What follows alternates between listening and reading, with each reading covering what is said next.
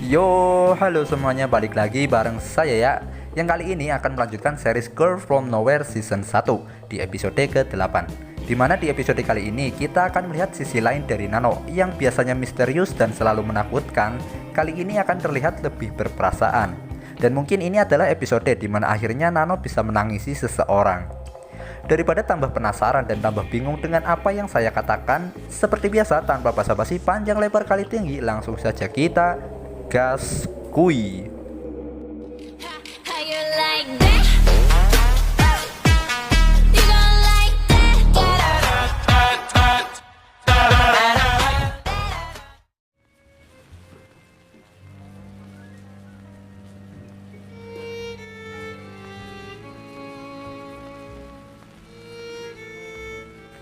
Di awal episode 8 memperlihatkan suatu toko barang antik nampaknya karena di situ ada banyak barang-barang jadul yang harganya lumayan. Seorang pemuda terlihat tertarik dengan salah satu jam, yang kata pemilik tokonya jam tersebut adalah jam milik Neil Armstrong dulu.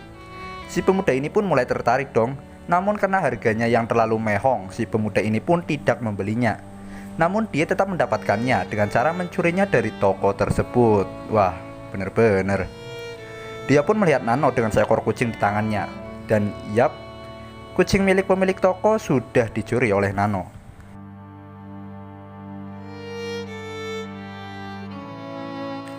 Di sebuah sekolah, murid pindahan datang menemui Pak Kepala Sekolah, di mana dialah yang mencuri di toko semalam. Dia bernama DK. Untuk mempermudah, kita bikin gampang aja ya, kita panggil dia TK.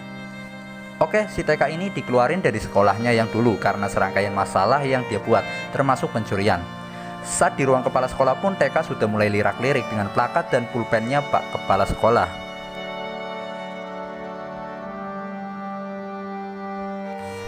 Atas riwayat buruknya TK di sekolah sebelumnya, Pak Kepala Sekolah pun menolaknya. Namun TK yang datang dengan pelayan ayahnya memberikan cek kepada Pak Kepala Sekolah. Namun sebagai kepala sekolah yang baik, dia tetap menolaknya. Dirasa sokokan pertama gagal, pelayan ayahnya pun langsung memberikan combo dahsyat dengan sekoper duit asli no tipu-tipu. Pak Kepala Sekolah pun langsung runtuh keimanannya dong, dan akhirnya menerima TK di sekolah tersebut. Jadi si TK ini sebenarnya anak sultan, tapi karena kurangnya perhatian dari orang tuanya, jadi TK seringkali bertindak sesuka hatinya. Setelah selesai proses sogok menyogok, TK pun keluar dengan membawa pulpen milik Pak Kepala Sekolah. Nah loh, baru masuk aja udah dapat pulpen, gimana nanti ya kan? Saat di ruang kelas datang juga Nano sebagai murid baru. Dan seperti biasa, Nano memperkenalkan dirinya. Kayak gini nih, Sawadika, Nano Naka. Ya.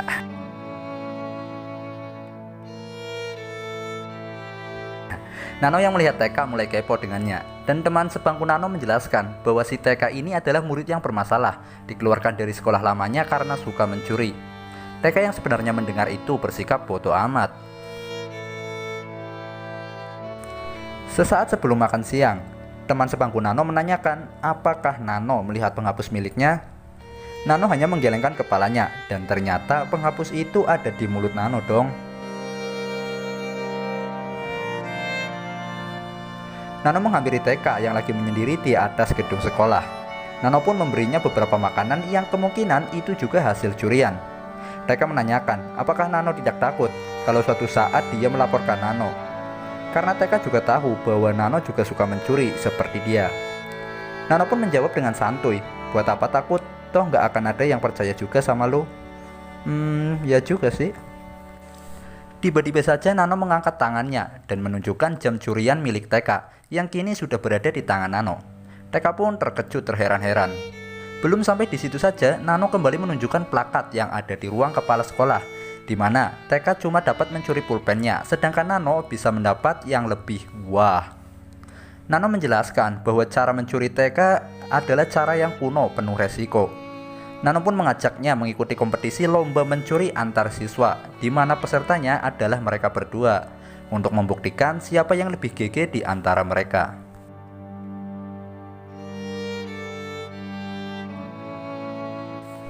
Untuk challenge pertama adalah misi mencopet. di mana mereka dapat melakukannya dengan cara yang halus pisan. Saya sedikit curiga ya, apa mungkin mereka salah satu anak buah bos Saeb cabang Thailand. Tapi entahlah. Nano unggul dengan isi dompet yang tebel. Mereka pun lanjut mengambil barang-barang milik siswa lainnya. Hingga suatu ketika TK berpapasan dengan seorang bu guru. Di kesempatan ini dimanfaatkan oleh Nano, dan apa yang Nano ambil? Yap, hasil ujian para siswa bisa diambil oleh Nano. Di sini sudah membuktikan bahwa Nano adalah pro player curi-mencuri.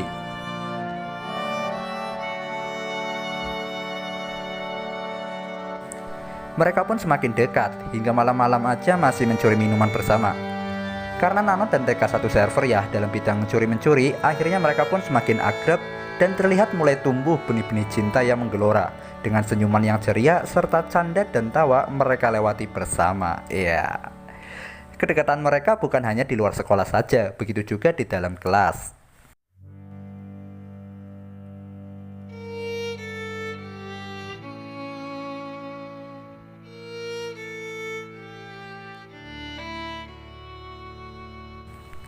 Merasa kegiatannya kurang menantang, Nano mengajak TK untuk mencuri lukisan milik sekolah di ruang galeri seni. Di sini Nano ternyata sudah menyadap CCTV di ruangan tersebut. Dengan taktik dan strategi yang gemilang, akhirnya misi pencurian pun dapat diselesaikan dengan selamat.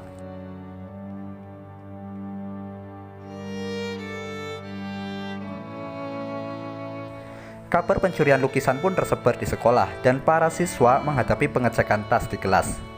Bu guru langsung menduga pelakunya adalah TK dong, mengingat sepak terjangnya di bidang curi-mencuri. Namun tebakannya salah. Bu guru pun lanjut mencurigai Nano yang dianggap melindungi TK.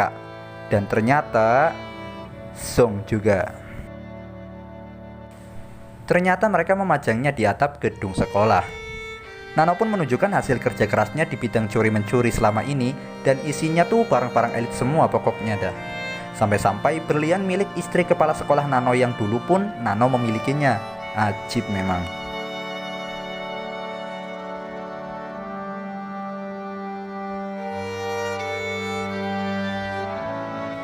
Nano pun penasaran ingin melihat jeripayah TK selama ini.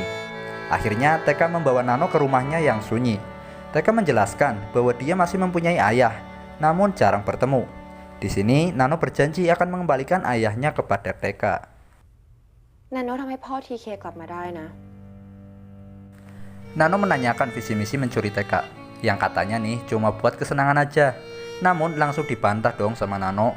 Nano menganggap TK berbohong karena menurut Nano orang yang mahir mencuri harus mahir berbohong pula, dan TK tidak pandai berbohong. Bagaimana dia bisa senang? TK sangat berterima kasih kepada Nano karena Nano udah mau jadi temennya. Karena TK sebenarnya salah satu sad boy ya di Thailand. Walaupun masih punya ayah dan kekayaan, tapi dia tidak mendapat perhatian. TK pun meminta tolong kepada Nano untuk tidak meninggalkannya. Nano dengan matanya yang berkaca-kaca pun mengiyakannya. Wih.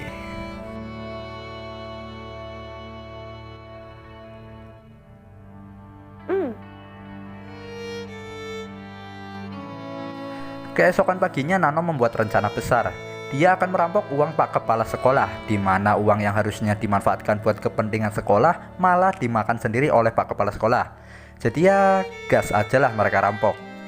Mereka pun mulai mempelajari cara membuka berangkas.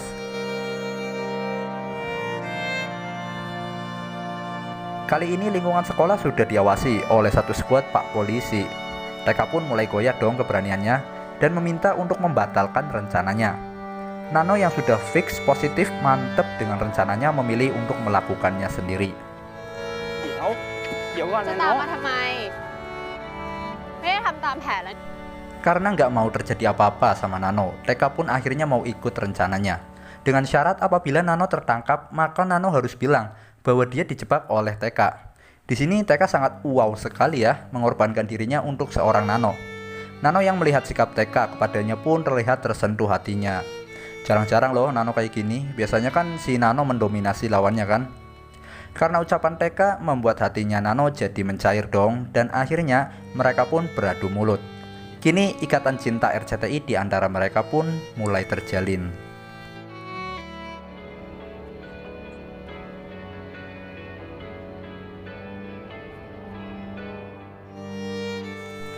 Misi perampokan pun dimulai. Setelah Pak Kepala Sekolah meninggalkan kantor, TK layaknya Spiderman datang dari atas plafon. Sementara itu, Nano dari kejauhan terus memantau pergerakan TK. Si TK ini tekadnya udah bulat ya, apalagi dia di backup Nano dan menaruh seluruh kepercayaannya kepada Nano. TK pun mulai menganalisis, memetakan data untuk mulai membobol berangkas. Dan karena pembelajaran yang giat nan tekun, akhirnya TK berhasil membukanya. Namun tiba-tiba lampu menyala dan sudah ada satu skuad Pak Polisi bersama Pak Kepala Sekolah. Ya, ketahuan dong. Terus Nano gimana ya? Bapak Kepala Sekolah emang otak-otak korup ya. Di situasi seperti ini dia menawari TK dengan perdamaian. Ya, kalian tahulah apa maksudnya. Yaps, duit lagi. TK pun dengan tegas tidak mau menerimanya. Apalagi TK punya senjata tersembunyi, yaitu rekaman CCTV skandal korupsinya Pak Kepala Sekolah. Dan TK mengancam akan menyebarkannya. Tiba-tiba Nano nongol dengan santuinya. TK langsung melindungi Nano dong dengan menyebut bahwa Nano tidak terlibat dalam kasus ini. Namun Pak Kepala Sekolah menegaskan bahwa Nano sangat berpengaruh dalam kasus ini. Di situ Nano malahan memberikan senjatanya TK, yaitu rekaman skandal korupsinya Pak Kepala Sekolah. Lah, jadi Nano jebak TK nih biar ketangkep apa gimana ya? Oke, kita lanjut dulu. Penyelamat TK pun datang, bukan ayahnya, melainkan pelayan ayahnya. Dia membawakan sebuah kertas ajaib, yaitu sebuah cek untuk memusnahkan segala bentuk masalah. Belum juga sempat megang, cek tersebut keburu diambil oleh TK yang merasa sangat marah tentunya, sembari berkata uang tidak bisa membeli segalanya yang dia pesankan untuk sang ayah. Tak lupa TK merobek cek tersebut dan genggaman tangan TK bersilaturahmi ke wajah Pak Kepala Sekolah. Mamam. Akhirnya TK pun ditangkap Pak Polisi. Nano pun terlihat berbeda. Biasanya kan dia senyum-senyum gitu ya kalau rencananya berhasil, namun kali ini tidak. Setelah penangkapan TK, keadaan sekolah kembali normal, berjalan seperti biasanya. Namun hari-hari Nano terasa hampa tanpa kehadiran TK di sana. Dan setelah menjalani hukuman di lapas anak, akhirnya TK bisa menghirup udara segar lagi. Sesuatu yang mengagetkan terjadi saat ayah TK datang menemuinya. TK pun coba menguatkan dirinya ya, karena sekian lama tidak bertemu ayahnya, tiba-tiba saja sang ayah datang di hadapannya. TK coba menghindari ayahnya dengan mengatakan dia bisa hidup sendiri tanpa uang dari sang ayah. Namun hati nurani tidak bisa dibodohi, rasa rindu ingin bertemu selalu menggebu-gebu. Harapan yang tak pernah TK ungkapkan akhirnya dia dapatkan. Apakah itu? Ya, perhatian.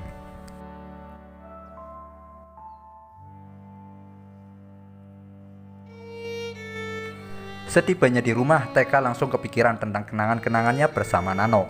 TK pun pergi dan bertemu dengan Nano. Dan di sini TK menyadari Nano sudah menepati janjinya dengan mempertemukan TK dengan ayahnya, walaupun dengan cara yang cukup nakal. TK meminta Nano untuk tidak meninggalkannya. Nano hanya terdiam melihat TK. Di akhir film, Nano pergi meninggalkan TK dengan tetesan air mata yang tak pernah kita lihat dalam sosok Nano sebelumnya. Dan film pun selesai.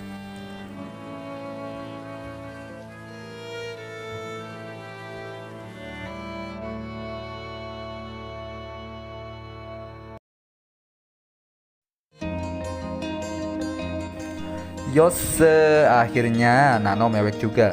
Dengan tanda kutip mewek yang tulus ya. Kan biasanya Nano gitu, abis nangis langsung ngakak. Untungnya kali ini nggak terjadi. Setelah kita bahas sampai selesai episode 8-nya, kita bisa ambil pelajaran seperti kata Bang Haji Rhoma Irama. Kalau sudah tiada baru terasa bahwa kehadirannya sungguh berharga. Nah, jadi jaga apa yang kalian miliki sekarang, jangan sampai menyesal di hari yang akan datang karena sebuah kehilangan. Asik. Oke, sekian dulu untuk video kali ini. Kita jumpa lagi di video selanjutnya. Ciao.